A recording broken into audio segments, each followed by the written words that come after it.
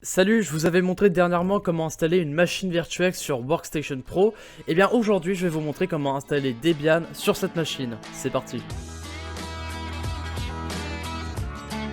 On va commencer par démarrer notre machine virtuelle, mais juste avant, bien entendu, assurez-vous d'avoir spécifié le système d'exploitation avec le fichier ISO. Cliquez sur CD-DVD dans la catégorie Devices et vous allez pouvoir voir qu'il y a le répertoire où est stocké votre fichier ISO, donc votre système d'exploitation. Vous l'avez fait lors de la création de votre machine ou vous avez décidé de le faire plus tard pour diverses raisons. Vous avez peut-être suivi la technique que je vous ai montré dans la précédente vidéo si jamais vous l'avez vu. Bref, une fois que ça c'est fait, vous êtes prêt à démarrer votre machine et on va cliquer sur Power on this Virtual Machine. Alors on est accueilli par ce petit écran d'accueil où c'est marqué Debian 11 et on a plusieurs options. On va s'intéresser uniquement à Graphical Install et Install. Juste avant, je fais une petite parenthèse pour ceux qui souhaiteraient avoir l'écran un petit peu plus grand. Effectivement, il est petit, on voit pas grand chose. C'est possible, alors si jamais vous ne voyez plus votre souris blanc, appuyez simplement sur CTRL ACT. C'est simplement parce qu'en fait vous avez cliqué sur la machine et que du coup votre souris dans votre ordi réel ne compte plus. Tout simplement, on va cliquer sur la petite icône Free Stretch qui est tout en haut, juste là dans l'onglet, avec les flèches qui s'élargissent. Cliquez sur ce bouton et comme vous pouvez le voir maintenant, ça y est, la fenêtre prend toute la largeur et on voit déjà beaucoup mieux. Vous pouvez même faire encore mieux en cliquant sur Enter Full Screen Mode. Et vous êtes maintenant en plein écran. Et on va continuer comme ça pour ce tutoriel. J'ai oublié de préciser, donc je le fais très rapidement, mais vous aurez besoin d'une connexion internet pour installer Debian. Et surtout on va faire une installation pour ultra débutants, comme si c'était la première fois que vous installez Debian. Donc si jamais je passe des étapes ou que je vous montre pas certaines choses détaillées, c'est normal et je ferai peut-être un tutoriel à part pour les plus avancés. Bon alors du coup revenons à Graphical Install et Install. Lequel des deux choisir, comme le dit le nom, ça permet d'entrer dans le programme d'installation. Alors Graphical Install, si on choisit cette option, on aura une interface graphique quand on va utiliser le programme d'installation. Pour installer Debian, on aura une interface graphique, donc ce sera beaucoup plus intuitif, surtout pour les débutants, on va pouvoir utiliser notre souris, avoir une interface graphique beaucoup plus agréable également aux yeux. Et on a Install, où justement là, il n'y aura pas d'interface graphique, ce sera pas très beau du coup aussi également, mais vous allez devoir naviguer uniquement avec votre clavier. C'est un petit peu plus avancé, c'est pas très compliqué, c'est pas sorcier, mais ça peut être un petit peu plus compliqué si on s'y connaît pas vraiment, qu'on est habitué à tout faire un peu avec notre souris, si vous voyez ce que je veux dire avec naviguer avec notre souris. Pour ce tutoriel et des soucis de facilité, on va utiliser Graphical Install. Mais si jamais vous avez envie de vous aventurer dans Install, vous pouvez choisir cette option si vous le souhaitez, il n'y a pas de problème. Donc on va cliquer sur Graphical Install en appuyant sur Entrée. Quelques secondes se sont écoulées et voilà notre première page dans le programme d'installation qui nous demande de sélectionner notre langue. Donc dans mon cas je sélectionne français. Bien entendu si vous êtes par exemple étranger que vous souhaitez une autre langue, choisissez là. On va sélectionner notre situation géographique, donc notre pays pour faire plus simple. Donc là je vais sélectionner France et on a la disposition de clavier à utiliser. Donc là je parle par exemple pour ceux qui ont des claviers AZERTY, des claviers QWERTY, des claviers russes, des claviers chinois, tout ce que vous voulez. Et bah justement c'est grâce à cette fenêtre qu'on va pouvoir sélectionner la disposition du clavier. Donc si vous avez un clavier AZERTY, vous avez sûrement compris que vous avez un clavier français. Donc cliquez sur disposition de clavier à utiliser, vous allez sélectionner français. Mais si jamais vous avez un QWERTY, sélectionnez anglais, enfin voilà. Je pense que vous connaissez là-dessus, donc on va sélectionner français pour moi car j'ai un clavier AZERTY. Ici on a les petites barres de chargement, on peut suivre l'avancée juste là. Je vais les couper en montage, je vais pas les laisser. Ok, maintenant ça nous propose de mettre un nom à notre machine. Donc bien entendu vous mettez ce que vous voulez, mais pour ce tutoriel je vais mettre par exemple, allez, je vais mettre Katniss. Voilà, j'adore Hunger Games, je suis en train de le lire, j'adore ce nom. Donc vous mettez le nom de votre choix et vous cliquez sur continuer. Ici nous avons un domaine, alors vous pouvez directement passer cette étape, on n'en aura pas besoin. Alors voilà, on arrive à une partie du tutoriel où ça devient vraiment intéressant. Définir un mot de passe pour le super utilisateur. Alors le mot de passe, je sais que vous savez en saisir un, mais c'est quoi un super utilisateur ou root sur Debian? En fait un super utilisateur va avoir toutes les permissions sur la machine. Il pourra attribuer des permissions à d'autres groupes ou utilisateurs, lire, modifier, écrire dans des fichiers, j'en passe, il peut faire tellement de choses parce qu'il peut tout faire sur la machine. Contrairement à un utilisateur classique qui lui sera limité aux droits basiques ou aux droits qu'aura justement attribué le super utilisateur ou les administrateurs de la machine. Donc on peut voir juste là encore une fois que c'est marqué entre parenthèses root parce que c'est également le nom commun pour les définir. Donc si jamais par exemple vous cherchez de l'aide ou que vous entendez le mot root, vous saurez à quoi ça fait référence. Et donc on va définir un mot de passe pour ce super utilisateur qui doit être bien entendu sécurisé. Mais pour ce tutoriel, vu que c'est qu'une machine de test et que personne va l'utiliser, ou que si quelqu'un fait n'importe quoi dessus, bah c'est pas grave, je vais mettre le mot de passe root. quelque chose à ne pas refaire, si vraiment vous êtes dans un contexte réel, mettez bien un mot de passe sécurisé. Alors c'est très con et très banal ce que je vous dis, vous allez me dire bah merci, je sais déjà tout ça, mais vraiment c'est important, mettez bien des mots de passe sécurisés, surtout pour des conditions réelles, pour que super utilisateur. Voilà, pour ce tutoriel je vais simplement mettre route et je vais pas me casser la tête. Je vais cliquer sur continuer. Ici on va voir le nom complet du nouvel utilisateur parce que en plus de route, la machine nous oblige à mettre un utilisateur en plus. Et là, comme je vous l'ai dit avant, c'est un utilisateur lambda avec des droits basiques. Donc il pourra naviguer dans son répertoire, dans son espace personnel sans problème, mais il sera limité à beaucoup plus de choses. Il ne pourra pas avoir les mêmes droits que le super utilisateur. Donc le nom complet, je vais mettre Antoine, je vais mettre mon prénom. Continuer. Ici on va avoir l'identifiant pour le compte utilisateur, donc l'identifiant également appelé login, comme on peut voir sur le terme juste là. C'est tout simplement le nom que vous allez mettre pour vous connecter. Je vous conseille de mettre le même pour l'utilisateur pour pas vous embêter. Cliquez sur continuer. Ici on va avoir le mot de passe pour le nouvel utilisateur. Donc là c'est pareil, vous mettez ce que vous voulez, moi je vais mettre user, mettez un mot de passe compliqué si vous le pouvez, enfin si vous êtes dans des conditions réelles, sinon c'est pas très grave.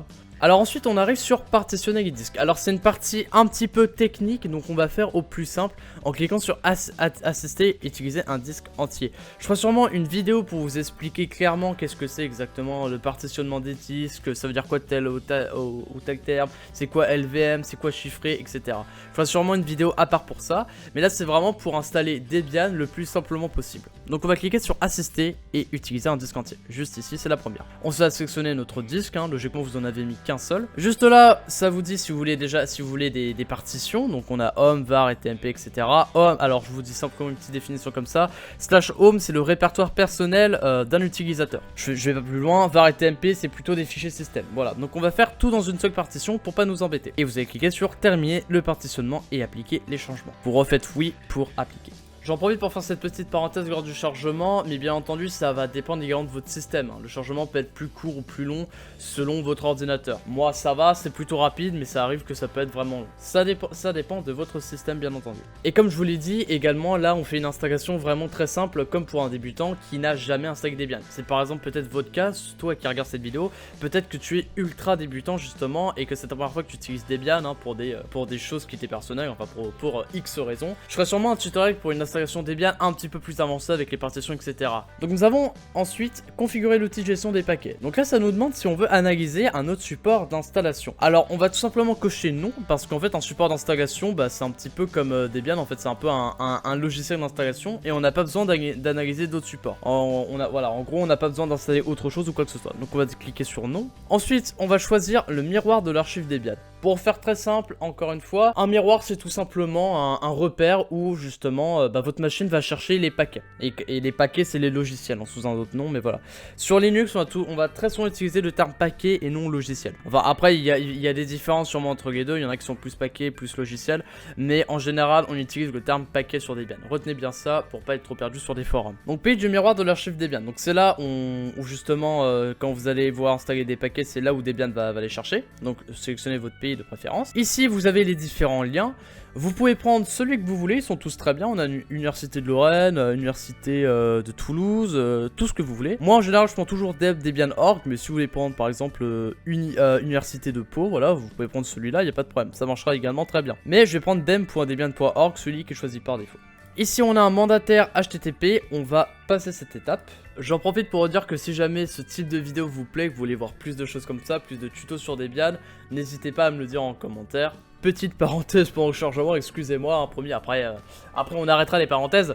Je voulais vous dire bien entendu que s'il y a jamais des termes que vous n'avez pas compris dans cette vidéo, des termes compliqués pour vous, ou voilà, des choses que vous n'avez pas compris en soi dans la vidéo, n'hésitez pas à me les demander en commentaire. Je vous expliquerai, je ferai de mon mieux. Alors maintenant on a une fenêtre qui nous demande si on souhaite participer à l'étude statistique sur l'utilisation des paquets.